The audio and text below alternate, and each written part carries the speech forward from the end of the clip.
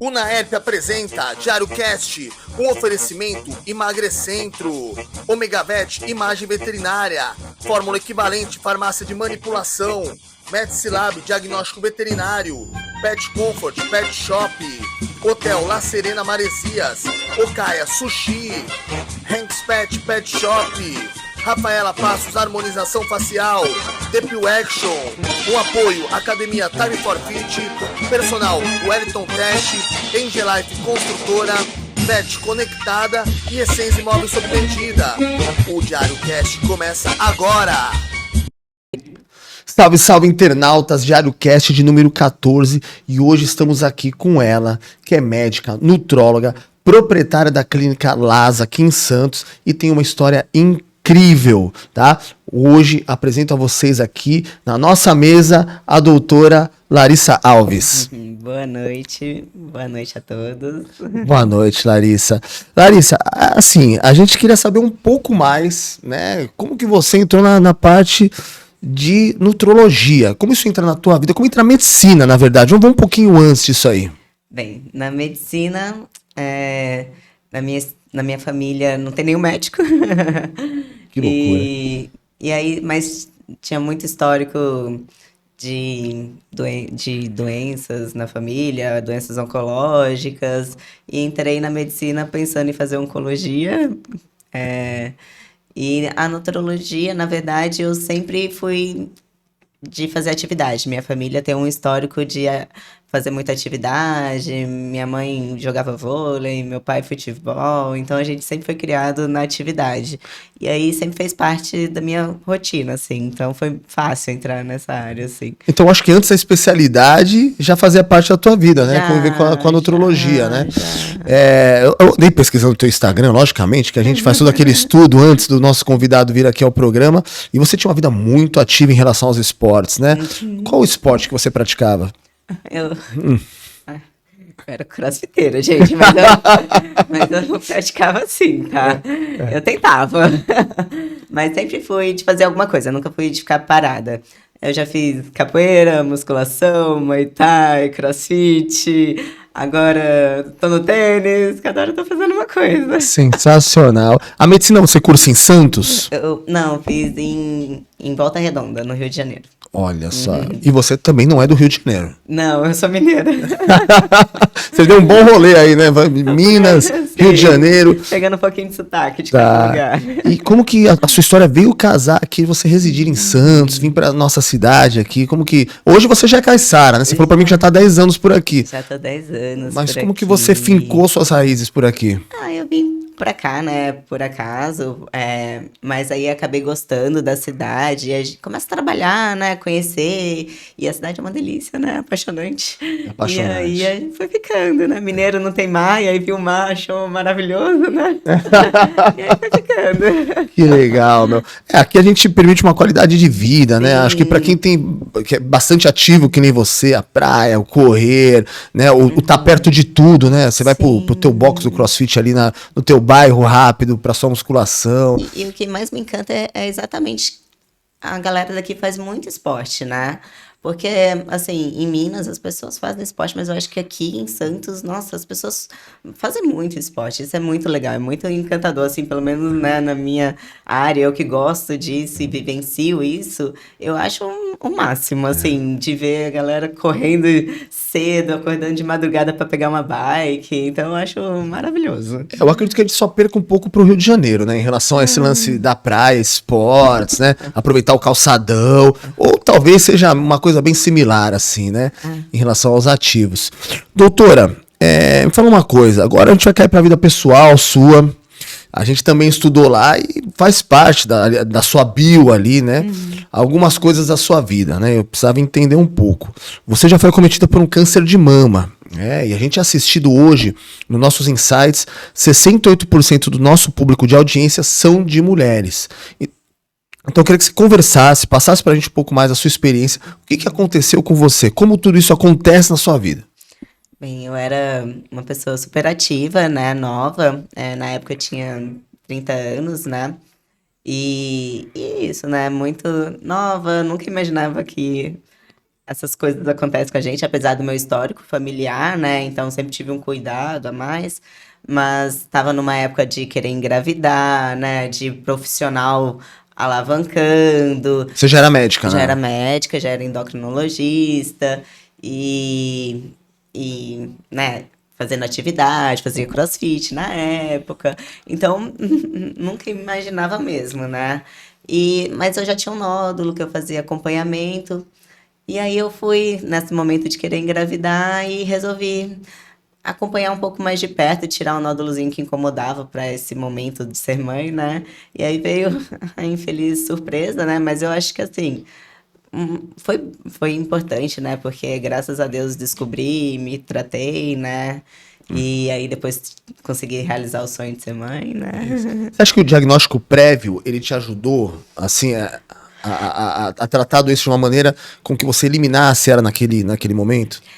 Na verdade, meu diagnóstico não foi muito prévio, porque demorou 2 anos para diagnosticar. Porque ele era pela minha idade, pelo tipo de nódulo e por ser uma pessoa saudável, não imaginavam que era, sabe? Imaginavam que era um nódulo benigno. E aí demorou um pouco, na verdade demoraram 2 anos para descobrir. E aí quando eu descobri eu já estava um pouquinho mais avançada do que eu imaginava. Então eu tive que fazer uma químio um pouco mais agressiva, eu tive que fazer um esvaziamento. No entanto que eu tenho uma certa parestesia no braço. Então eu descobri um pouquinho depois, assim. Mas ok. Eu acho que as mulheres novas, elas subestimam um pouco, né? Esse tipo de diagnóstico, tratamento mesmo, né? Elas acham, não vai acontecer comigo, é só um nódulo, mas eu acho que tem que seguir ali, né? Um protocolo de sempre estar sendo visto essa questão, né? O nódulo não crescia e assim, não é que foi erro nem nada, mas é porque realmente nada indicava ser, sabe? Então eu acredito que foi até Deus que colocou a mão e falou, nossa, vamos... Ela tá querendo engravidar? Vamos tirar esse nódulo e descobrir logo e tratar logo, porque podia ser pior se continuasse só acompanhando, porque realmente nada indicava. Mas é isso, né? A gente tem que sempre fazer acompanhamento. Por mais que nada indique, não adianta deixar. Eu fazia tudo acompanhamento, 2 anos acompanhando e mesmo assim ainda tive essa surpresa. Imagina quem acha que tá tudo bem e deixa à vontade. Então, acho que sempre tem que acompanhar, mesmo achando que tá tudo certo. Vai ali, faz o exame, né? Acompanha, só pro coração ficar tranquilo. Doutora, a gente tá num papo bem aberto aqui. Eu vou te perguntar coisas fora do script e coisas que, assim, estão me arremetendo ao momento de agora, né? A gente acabou de passar pela Páscoa, né? E tem essa ligação com Jesus Cristo, toda a Páscoa. E aí você falou da sua ligação com Deus, de fé. E existe, né, essas correntes entre os médicos, né? Tem médico que não acredita, que não tem fé. Eu tive com o Dr. Ricardo Arruda aqui, ele falou que muitos dos casos ele vê pelo lado da fé mesmo, que ele fala que o cara, do jeito que ele chegou no hospital, aquele cara não ia sobreviver. Você, né, que passou por esse tormento na tua vida, como que é a fé para a doutora Larissa Alves? Engraçado que eu vejo que muita gente, quando descobre esses diagnósticos, briga um pouquinho com Deus, sabe? Eu nunca briguei muito com ele, não, sabe? Porque eu acredito que eu tive algumas sortes, assim. Eu acho que foi ele que me ajudou. Igual, apesar da demora de descobrir, mas eu descobri, consegui me tratar. Então, eu acho que foi sorte, na verdade, que ele que me deu uma orientação. Mesmo na recidiva... eu acho que é tudo momento certo. Por exemplo, eu tive uma recidiva, mas eu tive meu filho que me dá força. Então, eu acho que é Deus que me deu uma recidiva na hora certa, sabe? Então, eu nunca briguei muito com Deus, não. Eu acho que ele sempre me ajuda, na verdade, sabe? Que ele tá ali, ele me dá umas pedrinhas, mas ele me dá nas horas certas, sabe? Você passou, então, algo que você tinha que passar, né? É uma construção, né? Você acredita? Sabe? Isso. Então, eu acredito que ele, lógico, né? Ninguém vai passar por isso, mas ele tá ali do meu lado, me dá umas ferramentas que eu consigo aguentar, vamos dizer assim, entendeu? Sempre com ferramenta. Ele sempre me dá a pedrinha, mas me dá alguma coisinha pra mim aguentar aquilo, entendeu? Acredito que o que ele te deu, o maior presente de todos, né? Que é um anjo em vida, né? Que é o seu filho, que parece um anjinho mesmo, né? Parece um anjinho, cara. Que legal, meu. E aí a gente evolui nessa história, falando de filho, né? Tem algo também curioso lá na tua bio, né? Queria que você explicasse pra gente. Você é mãe por barriga solidária. E isso acontece neste momento, então. Isso, depois que eu terminei o tratamento, meu maior sonho era ser mãe, né? Eu amo esse papel. E eu queria muito, muito, muito ser mãe. E aí eu não posso engravidar, porque o meu tipo de câncer é devido ao hormônio positivo, então eu não Nossa. sou menopausada, na verdade. E curioso, né? Porque eu trabalho com hormônios, né? Sou Que endócrina. curioso, meu. É um caso bem específico, é diferente, né? Na verdade, tem bastante. O câncer de mama por parte hormonal é bem comum, na verdade. E aí, por causa disso, eu não podia, né, gestar. E aí, só que não ser mãe não aceitava. Isso, pra mim, eu acho que é uma das piores não que eu podia ter. E aí eu não aceitei esse não e eu fui atrás. Aí eu comecei a ir atrás procurando em outros países para ter barriga solidária. Eu procurei outros jeitos. Pensei em adoção, mas eu já tinha o meu embriãozinho lá congelado. E aí, nessa de conversar com a família e buscando esse jeito de ser mãe, que aí a irmã da minha cunhada se dispôs a ser meu forninho, né? A ser minha barriga solidária. E Sensacional. aí ela gestou meu filho por 9 meses, né? E aí estamos 3 anos e meio ele já juntinho, mas chicletinho. Que loucura. Ele tem os teus genes, então, né? Ele é Tem. Meu, que loucura, meu. E foi feito no Brasil, Foi esse feito no procedimento. Brasil, foi feito. Aí teve processo, né? Todo esse processo demorou 1 ano, na verdade, né?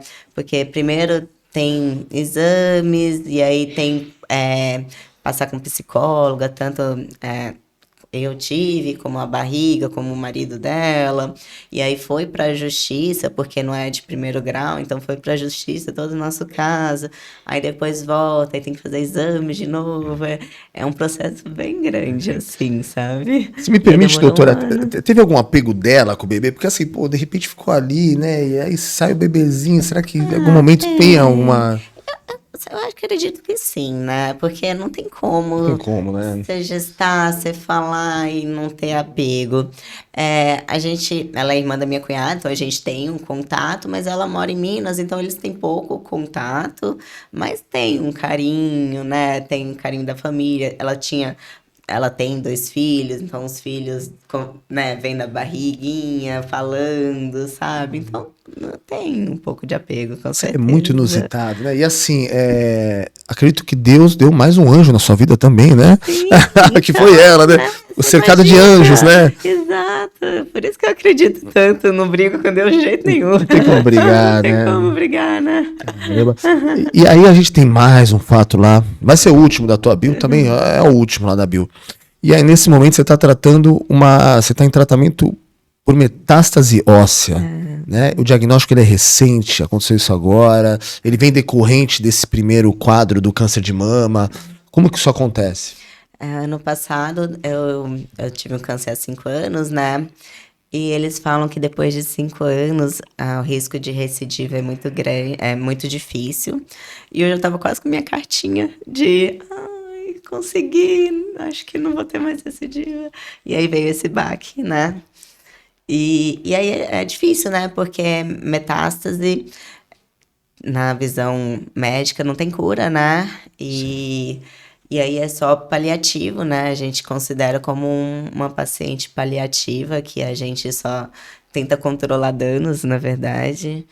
E aí foi um baque para a família inteira, né? Eu acho, tanto para mim, imagino coração de mãe, pai, família, irmãos, né? Mas aí eu fui no médico, aí ele deu a ideia da gente fazer uns tratamentos um pouco mais agressivos para tentar melhorar um pouquinho o quadro.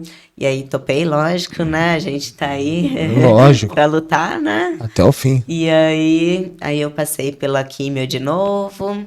E aí, por enquanto, a doença tá estável.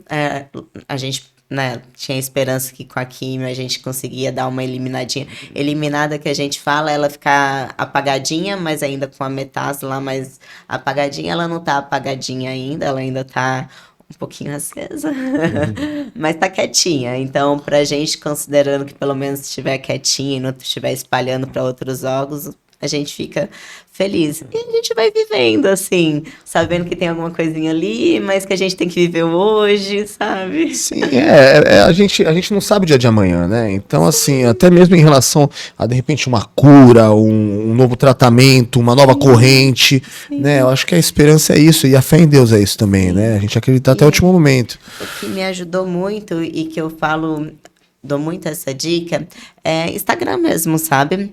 Porque quando eu descobri isso, aí é que a gente vê em livros, é tipo assim, ai, sobrevida, sei lá, 5 meses, 1 ano. E aí a gente, né, desespera, né? Se pegar o pé de letra de livro, né? E aí eu comecei a procurar no Instagram. Uma amiga minha falou, Lari, procura no Instagram, tipo metástase. Aí eu comecei a procurar e comecei a achar mulheres com metástase, tipo, vivendo 11 anos com metástase Olha só. de óssea, metástase no fígado, metástase 16 anos. Falei, gente, enfim. Porque eu falei, olha que legal, tipo assim, eu vou ser isso, entendeu? Aí eu isso. coloquei na minha cabeça e ninguém tira isso de mim, que eu vou ser assim. E aí eu tento viver, lógico, hoje, não, né, tentando focar sempre o máximo possível no presente, mas eu coloquei na minha cabeça que eu não vou viver menos do que esses 12 anos, 16 anos que eu vi que elas estão aí vivas, entendeu? E aí eu vou vivendo, sabe? E me apego nisso, sabe? Quem vai ditar a sua sobrevida é você mesmo, é a sua força de viver, é os motivos que fazem você ficar viva, né? Não outros casos ou outras pessoas, né?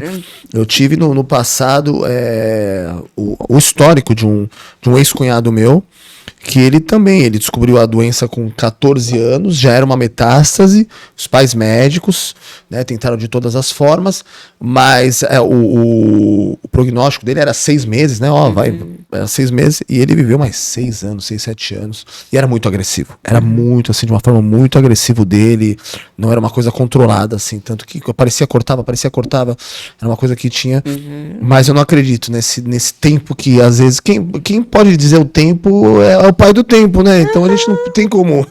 Sim, tipo isso, sabe? E eu acredito que você vai ser o primeiro caso de mais anos do que isso ainda. Amém. Vamos gravar nesse podcast Amém, isso. amém. Deus chance. Vamos lá. Agora a gente já falou da sua vida pessoal, né? A gente quer saber agora da tua área de nutrologia, né? A gente sabe que você tem uma clínica hoje. E a gente fala nutrologia ou endocrinologia? O que seria certo em relação a gente falar sobre emagrecimento, performance? Eu sou um pouquinho de tudo, na verdade. Eu fiz endócrino, fiz nutrologia, fiz medicina do esporte, fiz ortomolecular. Eu tenho o que você quiser. Então vamos lá, como que surge, né, a paixão pela nutrologia? Pelo esporte mesmo. Eu sempre gostei de esporte, sempre gostei de me cuidar, sempre gostei da alimentação, sempre fui neurótica com a alimentação. Desde sempre, Desde assim? sempre, desde a faculdade. Eu nunca fui uma pessoa que come muitas besteiras, sempre fiz atividade física, mesmo na medicina, que é difícil a gente praticar esporte na medicina, porque é muito estudo. Eu era do tipo da pessoa que arrumava um tempinho e fugia na academia um pouquinho, porque era o que me fazia bem. Então, eu era tipo uma curva, era 3% da galera da sala, assim, sabe? Que é o que me faz bem. Então, eu sempre tive isso comigo, sabe? Já era teu lifestyle, né? Já. E aí eu tentei fazer dermato, e aí não consegui, porque eu não gostei. Fiz 1 ano de dermato, e falei, não, não é, eu tenho que fazer o que eu gosto, e eu gosto dessa vida de alimentação, de atividade, dessa parte aí, é o que eu me encanto. Não, e você é isso, né? Não tem como. A doutora Larissa Alves, dermato, não dá pra te enxergar dessa maneira, né? Não. Você sempre quis trabalhar com emagrecimento e performance ou foi surgindo aos poucos também isso? Não, sempre quis trabalhar com isso, sempre. Eu adoro, principalmente parte de emagrecimento. Eu gosto de performance também, mas emagrecimento me encanta porque é muito legal ver a pessoa se redescobrindo, sabe? A autoestima dela voltando, ela se sentindo bem, ela conseguindo ver que ela consegue. Ver a evolução do paciente de emagrecimento é maravilhoso. A gente torcendo junto, sabe? Esse acompanhamento. Eu imagino. Pra mim é maravilhoso. É diferente da bariátrica, né? Porque a bariátrica é aquela mágica pós, e não é uma coisa que. Eu não acredito que seja saudável. É uma agressão a bariátrica. Gente, eu vou entrevistar médicos bariátricos, talvez eu corte essa parte do programa. Mas assim, eu acho uma agressão, acho que é uma coisa que a gente pode tratar de um lado. Eu tenho muita facilidade, né? Eu luto jiu-jitsu, só trato jiu-jitsu, mas sempre fui atleta toda a minha vida. Então eu sempre tive facilidade de emagrecer, engordar. Às vezes as pessoas falam, pô, mas você engordou? Não, eu falo que eu não tô competindo, não tô fazendo nada. Então, no momento certo, eu vou estar do jeito que eu preciso. Eu sempre tinha essa facilidade de 6 quilos a mais, 5 quilos a mais, e aumenta a percentual de gordura, diminui. E eu acho que é só um pouco de força de vontade. Ai, não! Você acredita que não? Não. Tem a parte hormonal. Tem a parte de muitas coisas, né? Hormonal, neurotransmissores, parte psicológica. É tão complexo, né? Por isso que se fosse tão fácil, acho que todo mundo seria magro, né? Verdade. É que a individualidade metabólica, né? E assim, é muito parte psicológica também junto, né? E aí é difícil mesmo alavancar, tem genética também, sabe? Então acho que não é difícil. E eu sou a favor da bariátrica, na verdade. Você é a favor? Eu sou a favor, sou. Existe um pós também de psicológico para essa pessoa, né? Entendeu? Assim, eu não acho que seja tipo assim, a pessoa decidiu a bariátrica porque ela é fraca. É porque, assim, eu acho que ela tá tão cansada. Imagina todo mundo olhando pra ela. É difícil, não é? Tu acha que é um grito de desespero ali? É um momento de desespero. Tipo assim, cara, eu preciso de alguma coisa porque é isso que vai me alavancar, entendeu? É aquela sensação, tipo, pra onde que eu vou, o que que eu vou fazer? Eu não tenho forças pra lutar. E aí ela vai pra bariátrica achando que ela não vai lutar. Ela vai lutar também, porque, cara, muita gente emagrece, quer dizer, muita gente engorda depois de novo, né, com a bariátrica, porque não é tão fácil assim o pós. Então ela acha que ela não vai lutar, mas às vezes é um respiro pra ela. E respirar às vezes é bom, né? Sim. Né? Então, por isso que eu sou a favor. Mas assim, eu acho que hoje em dia tem muitos caminhos, né? Muitas medicações, muita coisa para fazer. Eu acho que dá para ficar muito guardadinha a bariátrica, mas eu sou a favor. A hora que o paciente fala, vamos fazer? Eu falei, vamos, vamos. Se você acha que você tá precisando desse respiro, vamos. E depois aí a gente também vai ficar aqui, tá? Então não vai achando. Não vai mudar muita coisa, não, né? Vai ter uma intervenção ali, mas. Você vai respirar um pouquinho, mas você vai ter que estar aqui. Você tem muitos pacientes bariátricos? Não tenho muitos, não. Tenho poucos. Hoje em dia, por isso, eu acho que antigamente tinha poucas medicações. Hoje em dia, graças a Deus, estamos com muitas medicações boas, muito leque, muito falando sobre emagrecimento, saúde. Eu acho que hoje em dia tá legal, sabe? Sobre essa comunicação e as pessoas estão fazendo menos bariátrica. Eu tinha mais, tipo, eu já sou endócrina há 10 anos, né? Então, há 10 anos eu tinha mais paciente bariátrico que hoje em dia. Teve uma onda, né? Um momento que veio uma onda de bariátrica. Todo mundo começou a fazer operação bariátrica. As pessoas mudavam. Você encontrava com a pessoa estava diferente. Falava, caramba, fiz bariátrica. Mas eu acho que depois houve uma consciência. Acho que foi até em relação ao grupo de médicos, né? Nutricionistas, nutrólogos, que começaram a conscientizar mais as pessoas também, que não precisa também do ato de desespero. Mas, logicamente, se a pessoa se sentir à vontade, uma intervenção que ela tem ali um recurso para estar fazendo, né? Mas eu acho que é isso. Hoje em dia tem mais oportunidades também, né? Doutora, tem alguma história curiosa ou marcante de algum paciente que te inspirou nessa área? Ai, meio piegas, mas...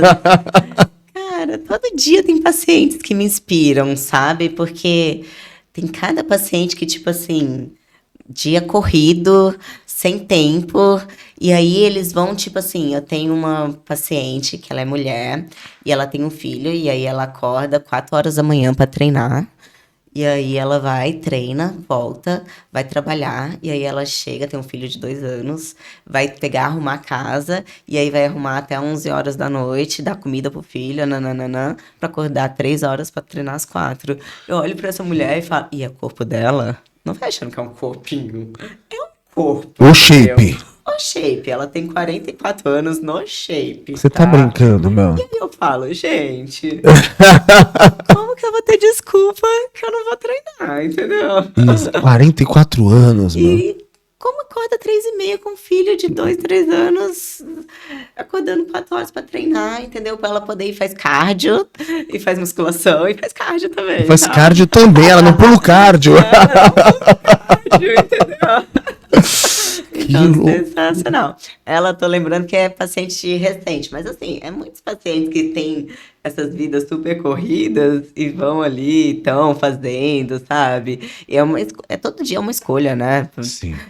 É todo momento, eu acho. Você tem que, toda hora, você tá aqui com um docinho aqui na sua frente, é o tempo todo você falando, não quero, não vou comer. Então é uma escolha o tempo todo. Uma luta com a mente, É né? uma luta com a mente o tempo todo. Então eu acho muito legal isso das pessoas lutarem o tempo todo por elas, assim, sabe? Porque no final é por elas, né? Então acho o máximo, na verdade. E para os curiosos de plantão, nosso chá é sem açúcar, né? Nosso chá é sem açúcar.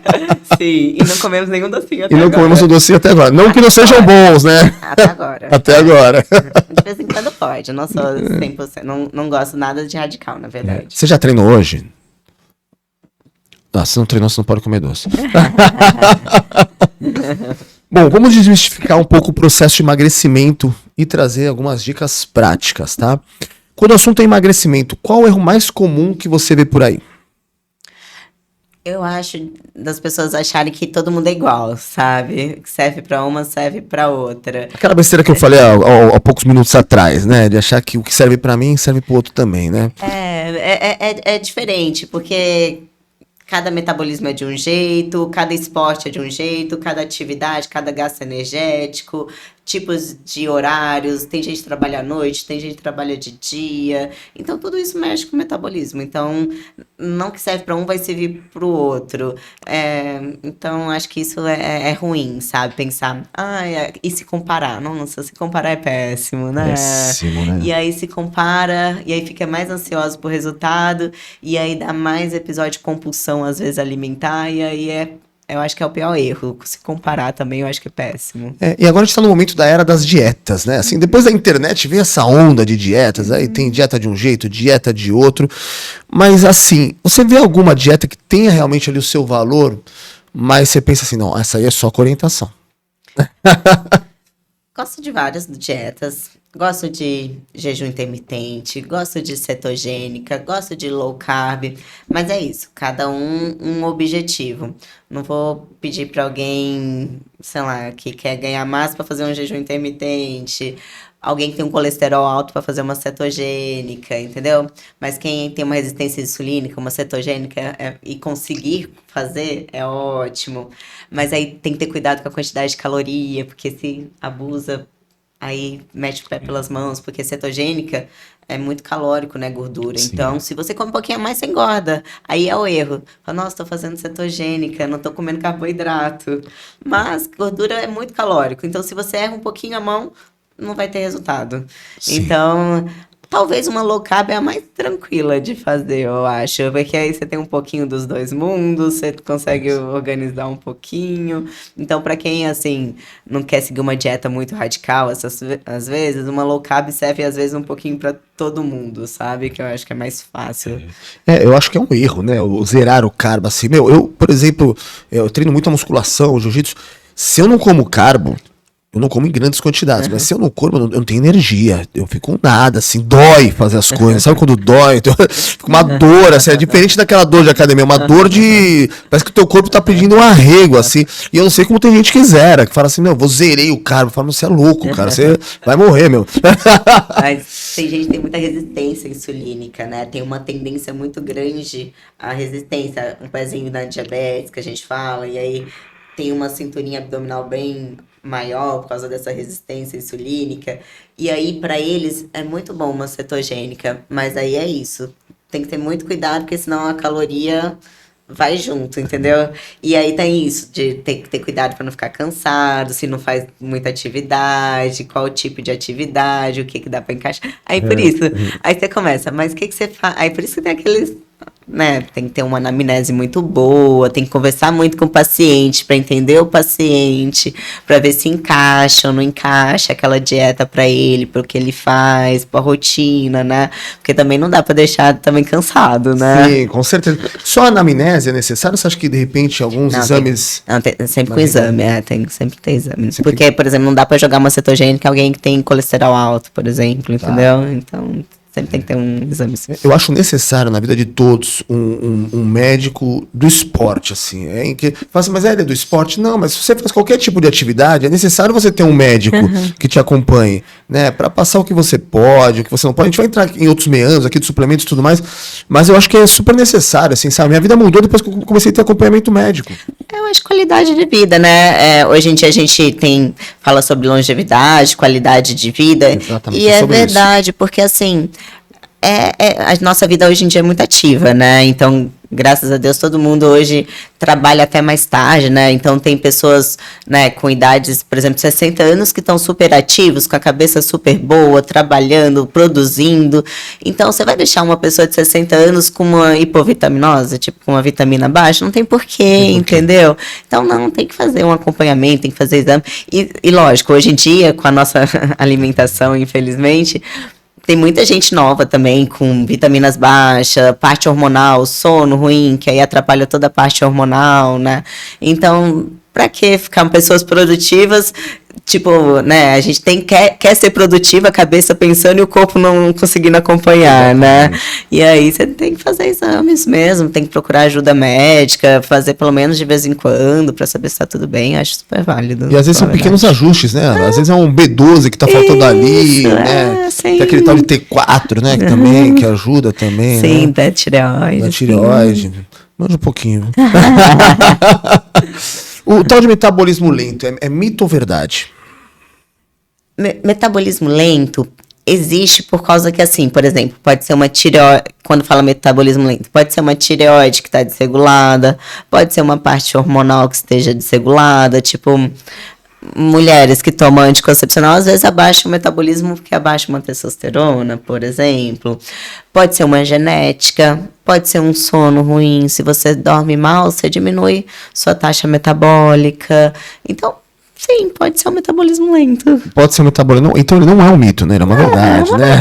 É uma verdade, é uma verdade. E se alguém quer começar a emagrecer com saúde, por onde você recomenda começar? Eu acho que sempre passar com o médico e fazer exames. Tem que fazer uns examezinhos, né? Hoje em dia é difícil ver alguém que tá, tipo, 100%, sabe? É difícil. Tipo, seu intestino tá funcionando, você tá dormindo bem, você bebe quantidade de água suficiente. É difícil tá o check em tudo, tá? Então, acho que é bom até pra ver detalhezinhos que às vezes fazem uma diferença na vida. É uma cadeia complexa, né? Sim. A gente, uma curiosidade agora, fora do script, quando a gente fala de mulheres lactantes, né? Elas têm um pouco mais de dificuldade na hipertrofia ou... Sim, porque o corpo delas estão pra ser aquilo pro bebê. O corpo entende que elas só precisam viver pro bebê. O resto do mundo não precisa mais, entendeu? Então toda a parte hormonal é pra somente alimentar o bebê. Então elas têm muito déficit de vitaminas, a parte hormonal é só pra isso mesmo, só pra lactar, entendeu? Então, com certeza. Mas isso com ajustes, de repente, né? Sim, com certeza. Tem que mama até os 3 anos, né? A pessoa mulher... Não, tem, por exemplo, creatina pode ir na lactação, entendeu? Então, dá pra ajudar, dá pra dar uma ajudinha, dá. Bom, a gente vai falar um pouquinho agora sobre performance, tá? Na prática, o que muda entre comer para ser saudável e comer para ter performance? A gente tá falando até um pouquinho antes do programa sobre isso, né? Muda bastante, né? Porque o alimentar para performance é totalmente diferente. Porque depende do tipo de atividade que você faz, o tipo de gasto energético, se é uma performance de aeróbico, né? Se você é um corredor, se você faz uma performance para força, se você é um crossfiteiro, se você faz jiu-jitsu. Então, são alimentos diferentes também. Horários que você faz esse treino, tempo de treino também, tipo, a pessoa fica 2 horas treinando, tem que ter uma alimentação às vezes intra-treino, um suplemento intra-treino, então é muito diferente performance para quem quer só qualidade de vida, né? Que qualidade de vida é você conseguir alimentar com alimentos de qualidade, com quantidade de calorias boas, você fica bem. Mas para performance, não. Para performance tem horários, tem alimentos, tem quantidade, o horário específico, que é a janela daquela atividade. Então, é um pouquinho mais complexo. Fala uma coisa, vou sair do script de novo, né? Eu não consigo, porque a pessoa com tanto conhecimento, a gente quer ficar buscando esse conhecimento. A gente tem ali o metabolismo basal, né? Que é o nosso metabolismo do dia a dia. Ele só é alterado em relação a, às vezes, hormonal, né? Ou ele pode ser em decorrência do excesso de treinos, do excesso de desgaste. A gente vai ter o déficit e o superávit calórico através do treino, né? Eu tenho lá 2.000, vou jogar um treino, a gente sabe aquelas continhas basiquinhas lá. Mas esse basal, ele tem alteração? Ou esse basal, ele é sempre, ou ele altera conforme o peso, conforme a vida da pessoa? Como que... Ele altera conforme peso da pessoa. Normalmente basal mesmo, só conforme peso da pessoa. É conforme o peso. Então, quanto menos peso, menos basal, ou não? Menos basal. Cara, que droga, né? Se você tiver uma massa muscular, aumentar um pouco sua massa muscular, sua basal aumenta. Então, através da massa muscular, também aumenta o basal. Aumenta o basal, isso. A gente fica tentando entender a impedância, né? Pô, o meu era 2.800, você comia bem. Aí você emagrece, aí diminui a basal. Aí você tem que comer menos. Mas aí você aumentando um pouquinho a massa muscular, aumenta um pouquinho a basal. Que legal. Bom, tá vendo? Coisas que só os profissionais podem responder pra gente, né? Quais os erros mais comuns de quem treina e acha que está comendo certo? Deixa eu pensar. Os erros mais comuns. Eu acho às vezes, principalmente eu acho que quem quer emagrecer e ficar sem comer. Vamos lá, eu gosto de exemplos. Muito bom. Paciente hoje, ele é corredor, e aí corre todo dia à noite, e aí ele corre tipo 10, hoje, por exemplo, ia correr 10K. E aí ele almoça, ele toma café da manhã, almoça meio-dia, ia correr às 8 da noite. Só que ele não come nada. Até ele correr às 8 da noite e ia chegar em casa e jantar. Porque ele quer emagrecer, porque ele acha que precisa emagrecer, mas ele é corredor. Mas como que um corredor fica sem comer? Como é que vai fazer um treino sem correr? Se quer emagrecer, ok, a gente tenta organizar a alimentação dele para ter um déficit, mas não perto do horário dele correr, para ele, né? Então, é toda uma continha, às vezes tá errando no final de semana, outros tipos de alimento que entra. Ele não come nada, às vezes dá gatilho de vontade de comer doce, por exemplo, que não tá entrando energia, o corpo é inteligente, né? E aí fala, nossa, precisa de energia. Aí ele vai lá e come um docinho. Aí acaba errando tudo, tá? Mas tá correndo 10K quase todo dia, entendeu? Vai buscar na fonte errada, às vezes, a energia, né? Exato, e aí acho que emagrecer é ficar sem comer, treinar muito. Então, isso são erros que a gente vê muito. Do querer emagrecer, privar a alimentação, mas aí colocar em horários errados ou dar gatilhos, né, da compulsão, vejo muita questão de compulsão às vezes, então tem que ter muito cuidado, tem que conversar muito, ver onde que o paciente está errando, como é que está a alimentação dele, porque você fala, só come 3 refeições dia, corro 10K, e não está emagrecendo, né? Uma coisa estranha aí, né? Exato, entendeu? Tem um risco aí no meio, não é possível. Exato, entendeu? Então, às vezes, é esses detalhezinhos que a gente tem que ver, horário, tudo, sabe? Nossa, você me deixou com uma coisa na cabeça. Você vê, a pessoa, ela aumenta o músculo, diminui o basal, mas quando ela diminui o percentual de gordura, ela fica com dificuldade para hipertrofiar, né? E aí ela não hipertrofia, o basal dela cai, aí existe o efeito rebote, a pessoa engordar de novo. Sim. Que loucura, né, meu? Sim. Eu fiquei fazendo isso aqui na cabeça quando você estava... E é por isso que tem muito reganho de peso. E aí, por isso que você fala que depois que a pessoa emagrece, tem que ficar ainda muito em acompanhamento, porque a chance de reganho é grande pelo próprio organismo disso. De, às vezes, diminuir um pouquinho a basal, e aí dar gatilhos para o organismo querer essa energiazinha a mais.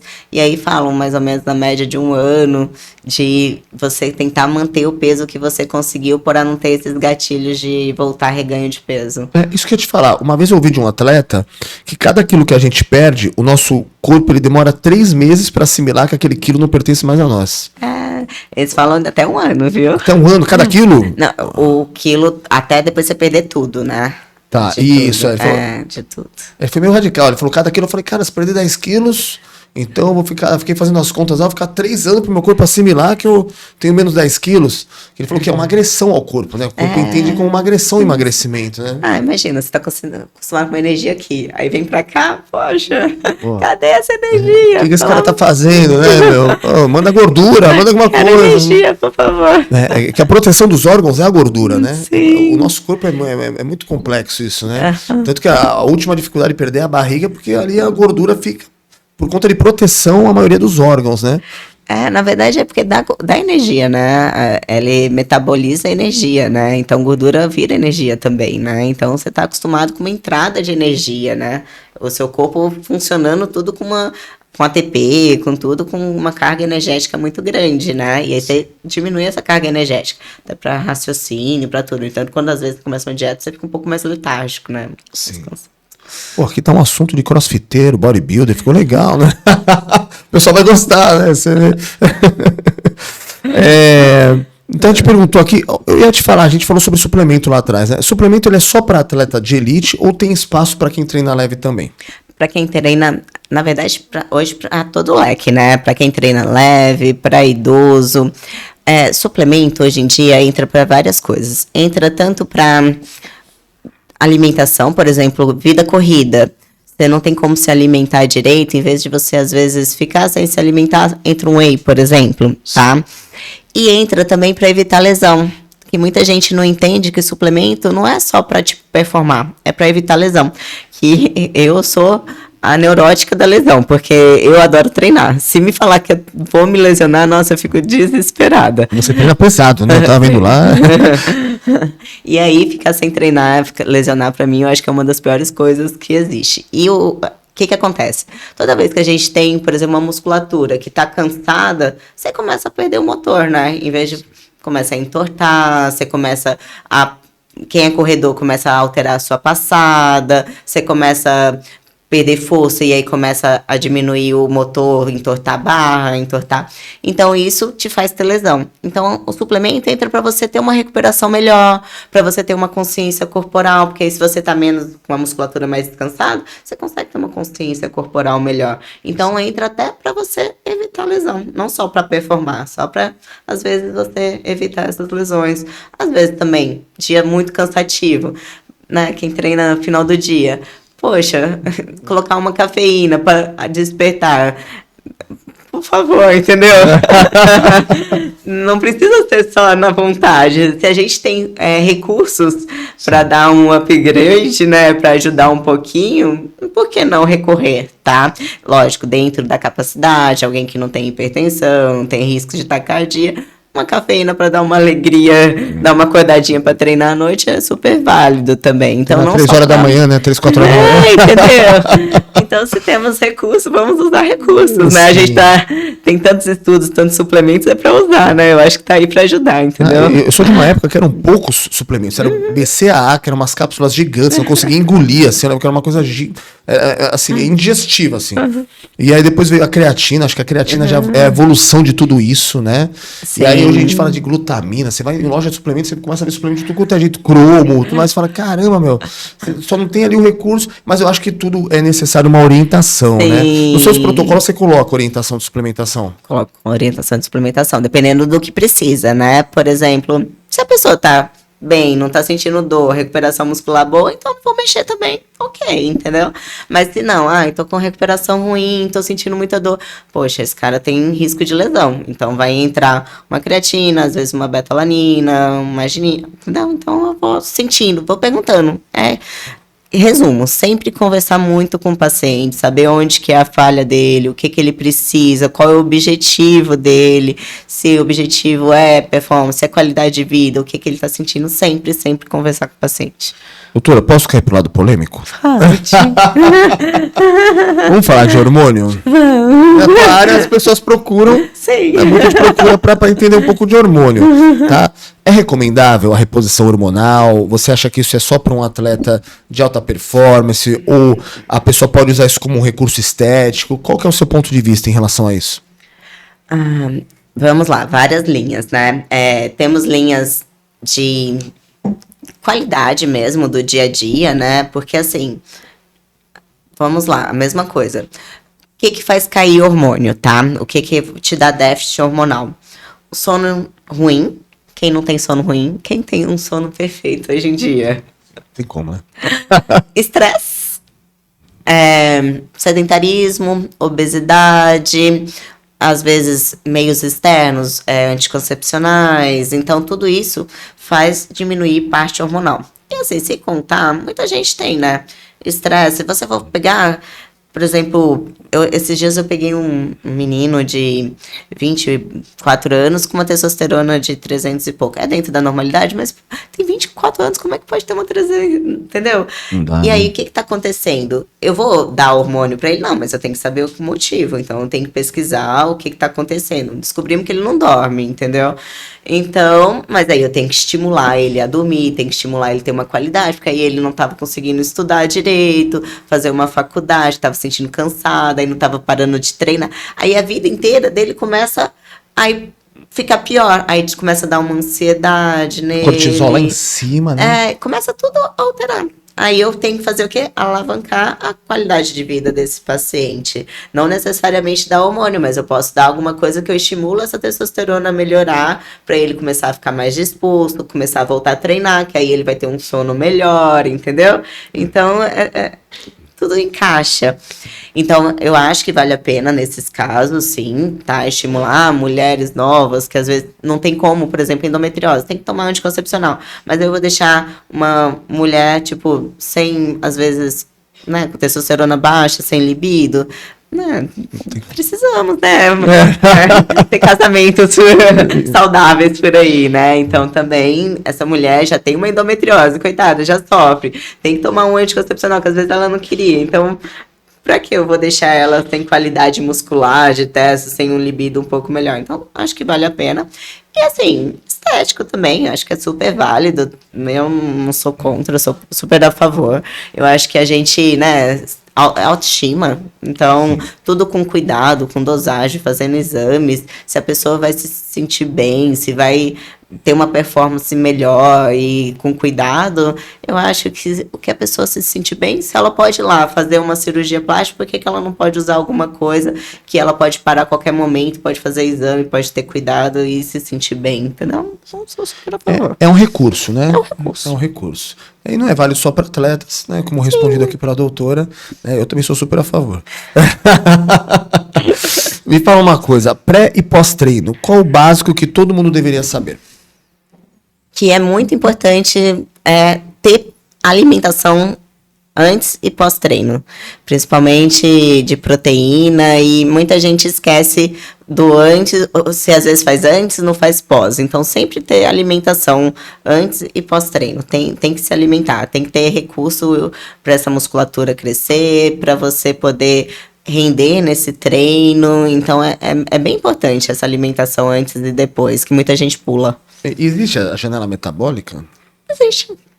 Assim, hoje em dia, considera que o ideal é a alimentação do dia mesmo, né? Que você mantenha uma qualidade alimentar o dia inteiro. Que não adianta só pegar a janela, mas principalmente pós-treino, você tem que... Se você demorar muito, você começa a catabolizar. Tá. E me fala uma coisa, fora do script também, caramba. É muito legal conversar com você. Eu tô muito... então... Eu tô muito à vontade com você.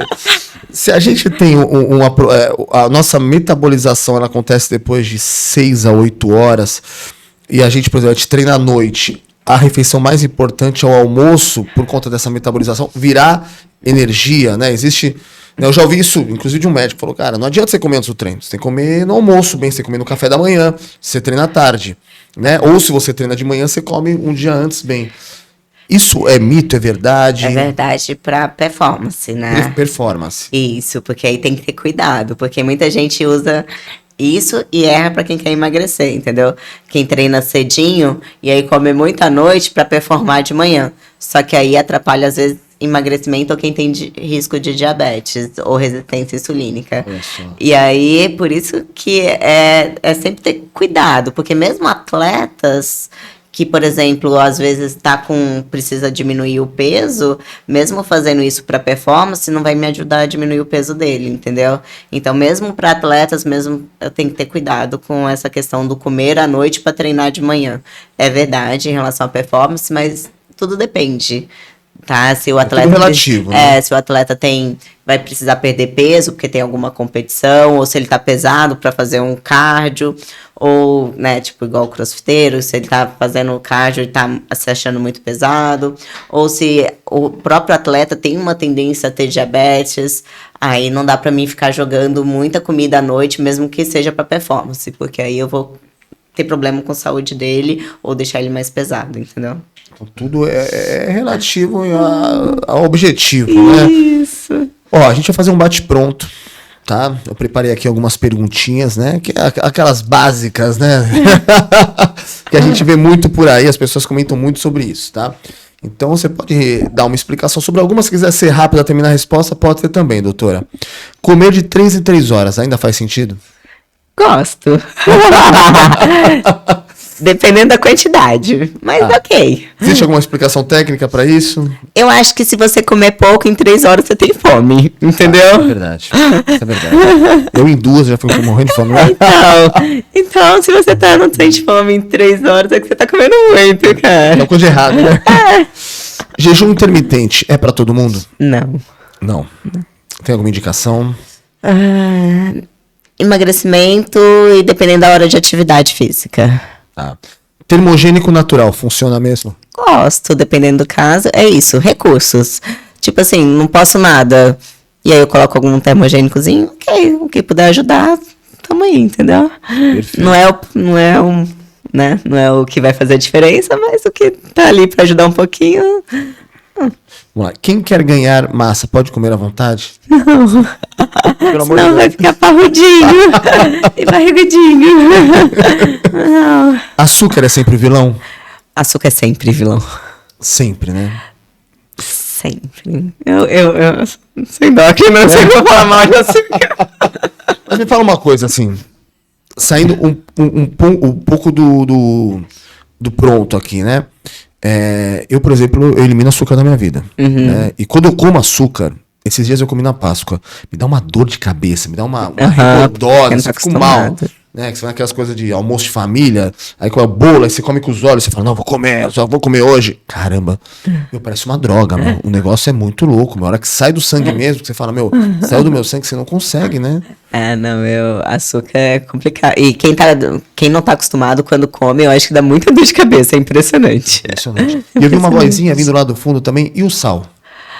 Ai, assim, eles dizem que o sal também tem alteração, mas eu sou mais tranquila com sal, porque... Tem pressão alta, por exemplo. Realmente, aí não dá. Mas, por exemplo, aqui em Santos, super calor, você suando muito. Às vezes eu preciso usar cápsula de sal em corredor, em gente que treina na praia, que faz beach tennis, que faz futevôlei, porque sua muito, aí você perde muito eletrólitos. Aí eu tenho que recorrer ao sal, entendeu? Pra dar aquela revivada, né? Exato, entendeu? Então eu acho que sal não é tão, entendeu? Eu passo mais o pano pro sal do que pro açúcar. Olha só. Sal, nosso queridinho, tá? A gente tá chegando agora no bloco final, tá? Então tem algumas perguntinhas que eu preparei aqui. Qual o hábito mais simples e transformador que você recomenda para qualquer pessoa? Comece. Não pense. Nunca vai ter vontade. Ai, que delícia, quero fazer atividade todo dia. Não, vai lá e faz. Comece. E eu brinco que todo mundo tem uma atividade que a gente goste muito. Você tem que experimentar. Outra coisa que eu brinco muito que a aula experimental não paga. Então procure, sabe? Então vai lá, procura o que você gosta, o que te encaixa melhor, horários, locais, que às vezes não é o tipo de atividade, é o local, é o horário, é o professor, é a turma. Então procure que sempre a gente vai achar alguma atividade. Eu acho que a atividade é o meio caminho para tudo. Mental, para você começar até a alimentação, eu acho que é mais fácil começar com a atividade do que pela alimentação. Depois você adequa, né, essa situação, né? Qual o hábito mais simples e transformador, né? que você costuma fazer... Vamos melhorar essa pergunta. O que você costuma fazer no seu próprio dia a dia para manter o equilíbrio? Vou falar de você agora. De mim?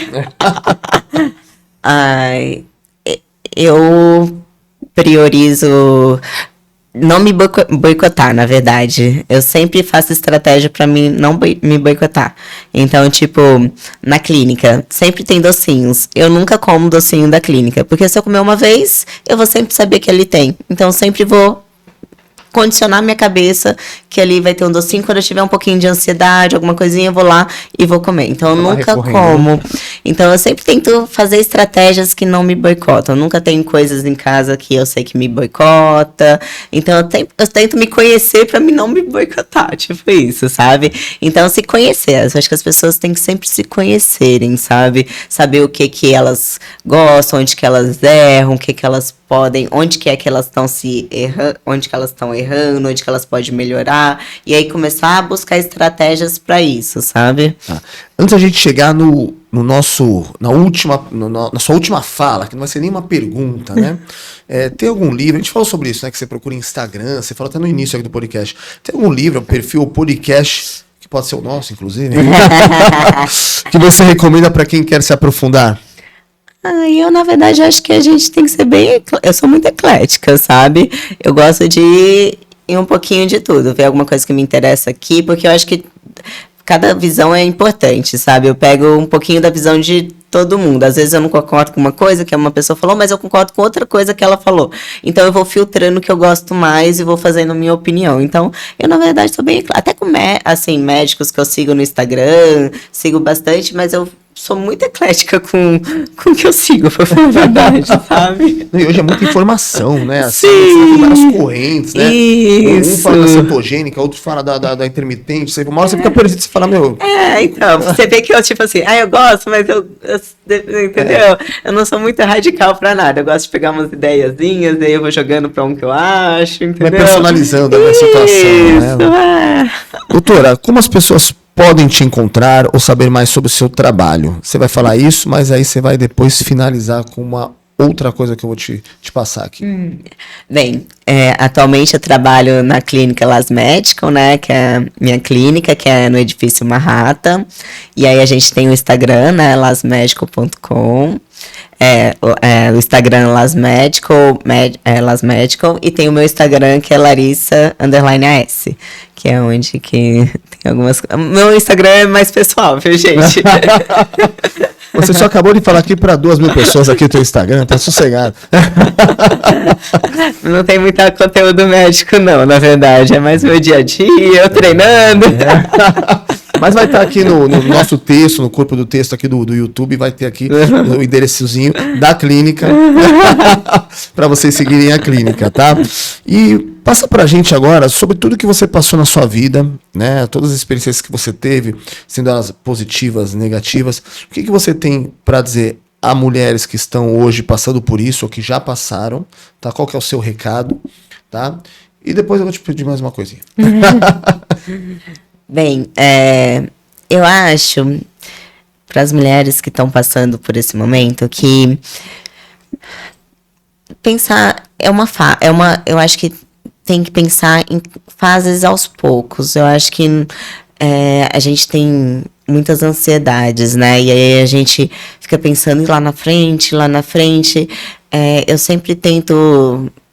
por fases mesmo. Então, qual a próxima fase? Passou essa fase, e a próxima fase? E aí eu vou vivendo fases aos poucos, sabe? Me programo um pouco mais no presente, tenho sonhos, penso no futuro, mas futuros mais curtos, que eu me organize e viver aos pouquinhos mesmo, sabe? Não adianta a gente florear, porque nada depende, né, da gente, não tá nas nossas mãos. E acreditar que a gente passa por isso, são momentos difíceis e é normal a gente chorar, é normal a gente às vezes desesperar, mas tem muita gente passando também, muita gente melhorando, muita gente com histórias gostosas, muita gente vivendo independente de tudo. Dá pra viver, e é uma delícia viver, sabe? Então, mesmo mesmo fazendo químio, tudo, dá pra viver, dá pra você sair com seus amigos, dá pra você ir na academia, dá pra rir, dá pra ter uma qualidade de vida, mesmo com uma carga de doença por trás, sabe? Então, tenta viver o máximo possível. Acho que a doença é mais um motivo que você tem que colocar, que tem que viver, tipo isso. Nossa, doutora, a tua história ela é emocionante. Assim, eu fiquei muito feliz com a sua vinda aqui. Quando eu me aprofundei na tua história, assim, sabe, parece que foi Deus, às vezes coloca algumas coisas no caminho, que a gente fica buscando um conteúdo rico pro programa, algo que seja diferente, que motive as pessoas, que traga realmente algo que não seja do mesmo. A gente tem tido o dedo de Deus nisso, né? Em cada episódio, você foi mais um dedo dele, pode ter certeza disso, principalmente alcançar o máximo de pessoas, alcançar com a sua história, né? Trazer a sua trajetória, que isso seja um exemplo e uma motivação a outras pessoas que estão passando por isso. Mas agora eu quero que você finalize dando uma dica aí para todo mundo que hoje está começando, iniciando. Eu vou falar para os profissionais, né? Como a gente hoje tá muito envolto a área da saúde, acredito que muitos estudantes hoje estão assistindo o programa, né? A gente tem a Medicina na ERP, que hoje patrocina o nosso programa. A gente gostaria de saber que dica que você dá para quem hoje está entrando na medicina ou que está finalizando e que tem ali como a escolha a se especializar em endocrinologia ou até mesmo nutrologia. O que você pode dar de dica para esses estudantes? Eu acho que dica, qualquer área médica, da saúde, é ouvir mesmo o paciente, sabe? Porque eu acho que depois que você ouve mesmo o paciente, você consegue... Porque o estudo tá aí em todo lugar, né? É isso, a informação tá aí para todo mundo. Se você pegar, você tem informação em tudo quanto é lugar, né? Então, isso eu acho que a informação é o mais fácil hoje em dia, né? Estudar é o mais fácil. O difícil é você estar ali presente naquele momento com o seu paciente. Então, sempre tá presente com o seu paciente. Então, ouvir o que ele quer, o que ele tem a dizer, o que realmente ele tá procurando ali em você, sabe? Porque cada um procura uma coisa, não é o que você acha que ele tá ali te procurando, entendeu? Às vezes ele tá ali te procurando apenas para conversar, e ok, tá?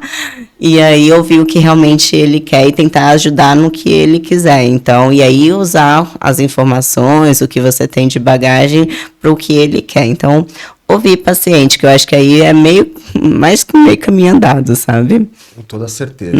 Olha, para quem tá vendo nosso podcast hoje, ela realmente é essa musa, viu? Pessoalmente, ela é o que é no Instagram, ela é o que é no Instagram da clínica ali, né? E ela é muito mais do que isso, né? Esse ser humano diferenciado que vocês viram com essa história brilhante de vida, né? E que nos inspira também a viver um dia de cada vez, assim como você. Tá? Muito obrigado pela presença, foi uma honra, tá? E a vocês todos, queria agradecer aqui, fazer um agradecimento especial à Érica Doces Gourmet, tá? Que deixou aqui em especial aqui os docinhos. A gente vai comer um docinho, né, doutora? Vamos sair hoje da dieta, só um pouquinho, né? Muito merece, hoje é dia de comemoração. A gente vai fazer na frente das câmeras, mas a gente vai fazer assim que desligar as câmeras, tá certo? Esse foi o Diário Cast número 14, Diário Santista, a nova voz do Santista.